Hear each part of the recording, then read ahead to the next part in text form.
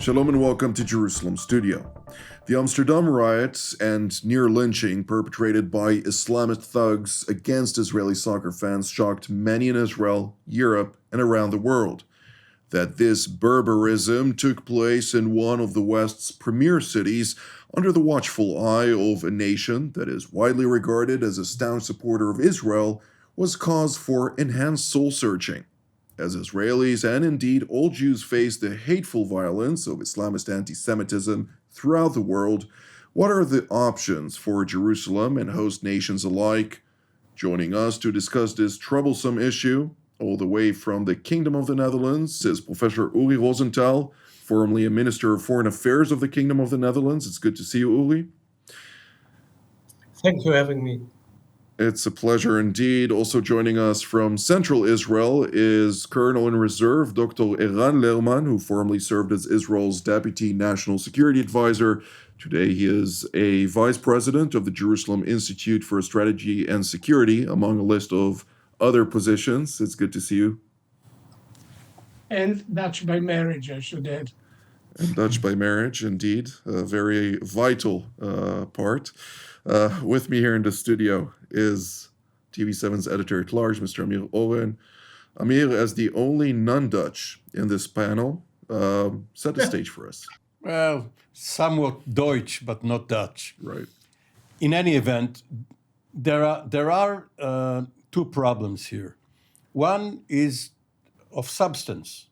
There is quite a threat to Israelis abroad and to Jews who reside in various countries because of Islamists and other groups targeting Israeli visitors, Israeli delegations, Israeli assets, facilities, and the like.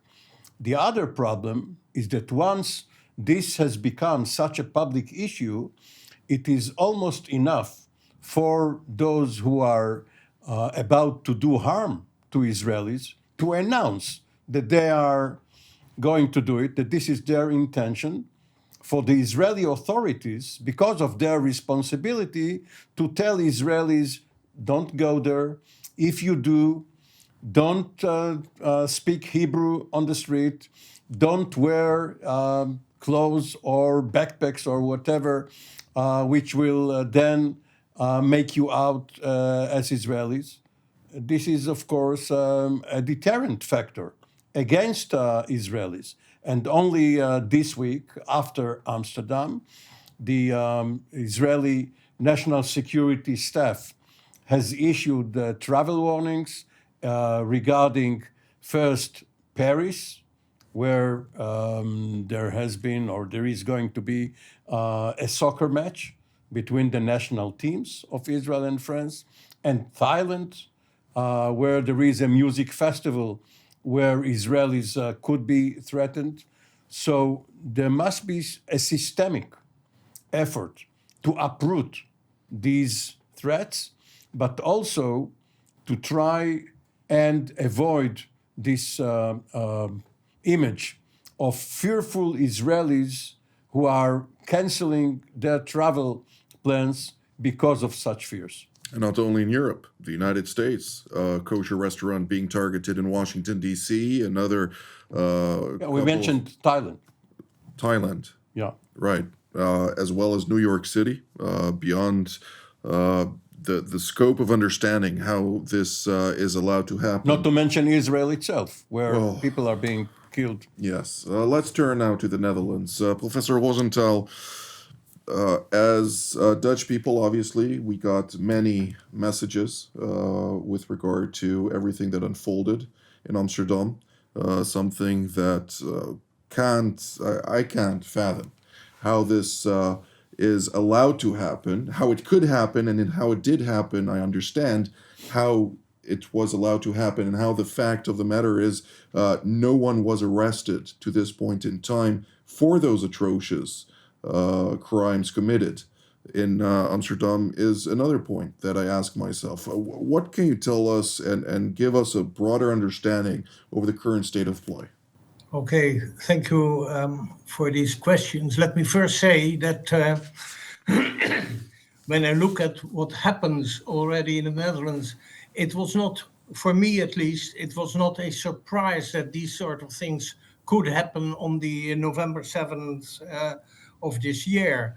As you remember, for instance, we have had this very nasty situation when we had the solemn opening of the Holocaust Museum in Amsterdam, where your president, Mr. Herzog, came, and where he was actually on hearsay, on hearside, and on earside from demonstrators shouting the most terrible slogans to him, not only from the river to the sea, but also Hamas kinds of messages. And when we had the remembrance of the 7th of October last year, this year, we had a demonstration on the main square of Amsterdam of people who wanted to share their feelings on the Israeli and Jewish side, and the government of Amsterdam actually allowed a counter demonstration, which made for a lot of skirmishes and what have you. So November 7 last week is just a continuation, but of course to an even more serious degree. Now, what I concoct out of this is that we are actually facing here, and not only in our country, but also, for instance, in the UK and other Western European countries, what I would say call a really toxic, poisonous cocktail of pro-Palestine, pro-Hamas, pro-Hezbollah, pro-terrorists, anti-Israel, anti-Netanyahu, and last but not least, and purely anti-Semitic outbursts of anger and what have you. And the government of the Netherlands over the last year, since 7th of October, has been overly lenient to these sort of situations, often actually completely domineering the street scene, the scene of the public railway stations and what have you, where Jews and others who are pro-Israel are being harassed. And an extra point here is that the Dutch government and Dutch society are always taking pride in their tolerance, but the tolerance is going much too fast, actually, much too far. And especially the municipals in Amsterdam have the habit of really stretching to the extreme the freedom of expression, freedom of demonstration, and what have you. And that brings me to the also this concrete question: why are there so few arrests being made? Not only because it's very difficult to actually indeed arrest, hit and run young Muslim guys and girls who are using their scooters to simply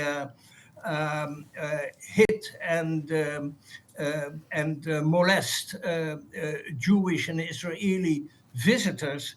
But it is also a matter of the whole policy of the Dutch police and the public prosecutor to give priority to getting things again into a certain kind of situation, and not to escalate. But the conclusion is that right now we have only a handful or two handfuls of arrests. Let me conclude by one thing, and that is that I really hope that the Dutch authorities, there will be a public debate in Parliament, I think tomorrow, that they will really understand that they should put a hold to what is going on, that they should call what has up till now been a taboo, call it by its name, namely Muslim youngsters, especially from the Moroccan community, who are doing all this harm to the reputation of this country, and not the least of the capital of Amsterdam. That's why in the opening remarks that I made, Professor Rosenthal, I didn't say barbarism, rather barbarism, since this was conducted specifically by Islamists from Morocco, from the Maghreb, even praised by Islamist terrorists in the Gaza Strip, who thank their brothers from the Maghreb who are occupying the Netherlands, as they define it, and are committing acts against the West. So this is how they view it. Now, with regard to your point about anti-Israel, anti-Netanyahu, anti-Jewish, anti-Semitism, this is anti-Western civilization. This is against the Netherlands. This is against France, Germany, Britain, the United States, Australia, and others, not necessarily geographic West, but the geographic aligned nations that are under attack. And this is something that should have, with regard to your other remarks, should have zero tolerance against, because this Islamist terrorism is something that starts small and it will spread. It's like a disease that needs to be dealt with. And unfortunately, we're not seeing the reaction by the authorities that I would expect to see after such Well, grievous incidents and attacks. Could I add one short remark? I Very talked shortly. also to the Jewish leaders in the country over the last 2 or 3 days, very intensely, and it had also to tell them that they should stop talking only about dialogue and connection with the other ethnic communities in the Netherlands. I have urged them, and I think that they are doing it now, to simply say to the government, you have to take action, you have to get your act together, and they have to come themselves with a concrete package of straightforward demands to the government to stop these manifestations of sheer anti-Semitism in this country. Dr. Lerman? Well, I have been watching the whole series of events in Amsterdam with, a sinking feeling that this could still be possible. But given that I think awareness has been rising all over Europe, it's been reflected in the political dynamics in the Netherlands. That allowing the Islamist and radical elements within Muslim communities, which of course there are others. I've had other experiences with Muslims in the Netherlands over the years, but there is a dangerous element at work, a violent and an extremely, as you say, and not just anti-Israeli and anti-Semitic, but essentially opposed to the values that are common to all of us. Having said all this, I have to say I found the Israeli reactions also, to some extent, taken to an unjustified extreme. The idea of sending a military rescue mission to a country like the Netherlands, as if this was Haiti or a failed state, was an unnecessary insult to a friendly government. And I am glad this was scratched in time, but the very idea that our decision makers could have contemplated such an action with a nod and a wink to a political base that was inflamed by irresponsible media coverage, I thought was disappointing.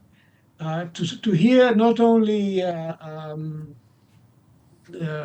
journalists, with or without the brackets, but also political figures draw comparisons with the 7th of October or God forbid, Kristallnacht Kristallnacht was commemorated the day before. So people, the association was there in the background, but the comparison was completely uncalled for. Serious as this event was and still is, because I understand that some rioting has persisted in Amsterdam in the last couple of days. It is not comparable to state-sanctioned massive attack on the Jews, and it is not comparable to the horrors of the 7th of October. It demeans the memory of the victims of both events to compare this riot, this serious attack on Israeli soccer fans to these past events. So I think we are now back on course, talking seriously about how to prevent this. And certainly we need to seek a much closer control of the social media, which are a major source of fanning these fires. In Israel, our services over time have found it possible to prevent quite a lot of terrorism by simply watching what brews up, what comes up in certain social media networks, the way people communicate their intentions. I think the writing was on that particular wall in Amsterdam, and preventive action could have been and should have been taken. In addition to all of this, since you mentioned the Thai case and what we've learned just recently came to light as to a major threat to Israelis in Sri Lanka before that, we have to bear in mind that this is not just hot-headed young people. There are governments involved, and specifically the Iranian government, which foments, pushes, and to some extent enables this kind of plotting against Israelis abroad. And this is where this is the source of some of these travel warnings that the government of Israel has been issuing in recent weeks. Indeed. In this line, there have been not once and not twice multiple attempts by the Iranians to exploit local syndicates, crime syndicates, including in the Netherlands, speaking about the Moroccan crime syndicate, which was utilized here to go after dissidents of the regime that oppose the regime and are vocal about it, against different people of interest, something that is seemingly a recurring matter, something that even the heads of intelligence in Sweden came out and said so publicly just in recent weeks. What can be done as a collective to confront this challenge alongside real sentiments of hatred? And I do agree with Dr. Lerman here. The government here in Jerusalem took it out of proportions merely a day before Kristallnacht, of course, establishing the correlation here. There is a legitimate anger underneath this situation because this shouldn't happen. But nonetheless, Islamists living in Europe have, the majority of them have entered Europe illegally, or their parents entered illegally, and are refusing to integrate into society, irrespective of whether they were born there or not, is a true problem that Europe needs to deal with, and also is going to frustrate the state of Israel and other Western-aligned nations who are in the forefront. There is a built-in weakness in Western democracies, or perhaps a double weakness. One is the fine line between national security and law enforcement. If you have a national security perspective, you try to foil, you try to avert an incident which could lead to many casualties. But in law enforcement, you wait for the event, and then you start gathering evidence for the prosecution.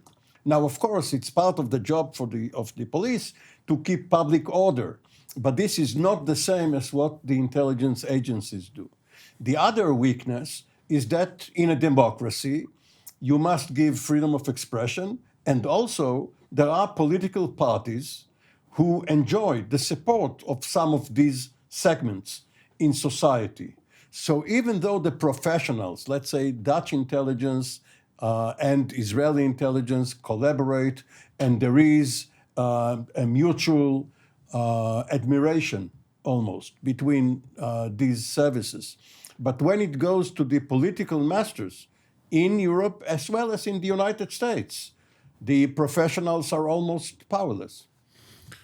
Well, in this case specifically, I have to disagree with you because I think that the problem is the practitioners who are very often very lenient towards Marxism and the radical left, particularly speaking about the Netherlands, are frustrating their political masters who happen to be right of center to a large degree now, also with Geert Wilders in power, right, bluntly, and therefore to be able to translate that into reality, many times they are faced with a lot of bureaucracy. But nonetheless, Professor Rosenthal, I'd like to ask you on this, since just in recent weeks, the Netherlands managed to reach a certain arrangement with the European Union about stepping out, partially at least, from accepting illegal migrants into the country, alongside various security-related steps of establishing barriers within the borders of the Netherlands and at least frequent checks for anyone entering the Netherlands from any of the neighboring countries, namely, of course, Belgium and Germany. Well, Jonathan, I don't want to disappoint you, but it is a fact that these measures which the government of the Netherlands have been negotiating more or less with Brussels, these measures are very limited in their impact on the big problem. And while the Dutch government at the moment, which is center-right, with Geert Wilders indeed playing a pivotal role, although not being the prime minister, the government has written in its coalition agreement the wish for a full opt-out from the European migration regulations and rules.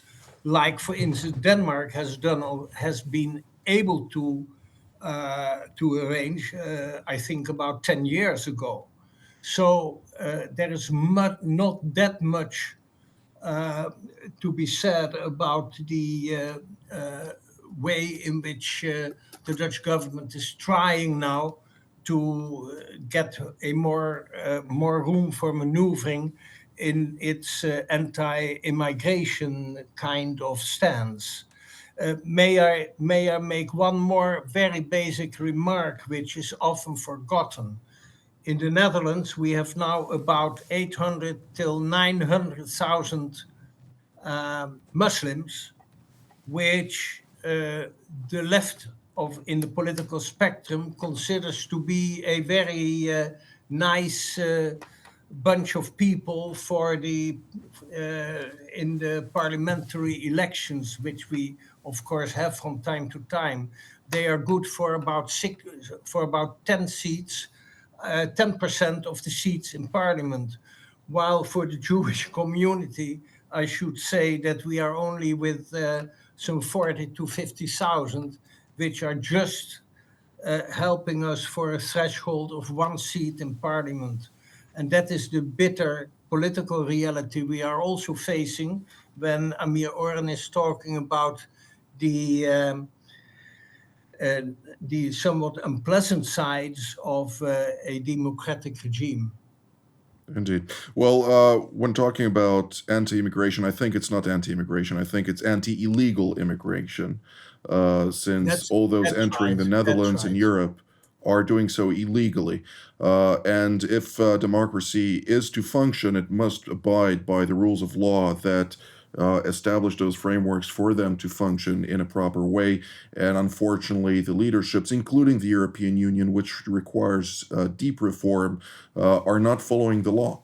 And if they don't follow the letter of the law, it's becoming worse and worse, as we see happening in the streets. But Dr. Lerman, the last 2 minutes are yours. Well, at the end of the day, this is a friendly government led by people who have a background professionally in understanding the kind of internal security challenges. This is one of the few prime ministers in Europe with any grounding in the field of security operations. I think the lessons need to be learned. They need to be learned together in a less heated atmosphere.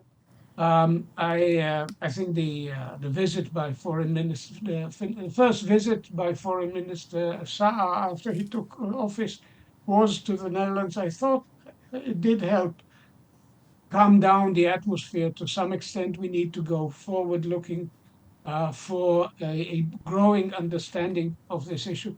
Germany has actually been much more effective because of their history, because of their sense of responsibility, or what they call the Staatsräson, about manifestations of anti-Semitism in their own fairly large Muslim community. They've been effective and decisive. And I think this should be the basis, the lessons of this event should be the basis of a new departure in handling this question all over Europe and certainly in the Netherlands. Indeed. Of course, they've been effective now, but they were the ones under Angela Merkel who allowed it so many millions into Europe in the first place. So I'm not going to give them all the credit for doing a good job, at least with those protests. But Mr. Oren, last sentence. Lightning rarely, if ever, strikes in the same place twice.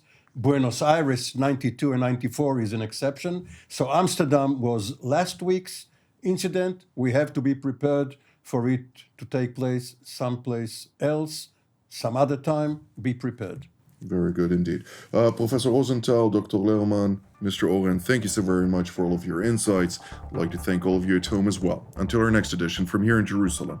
Shalom.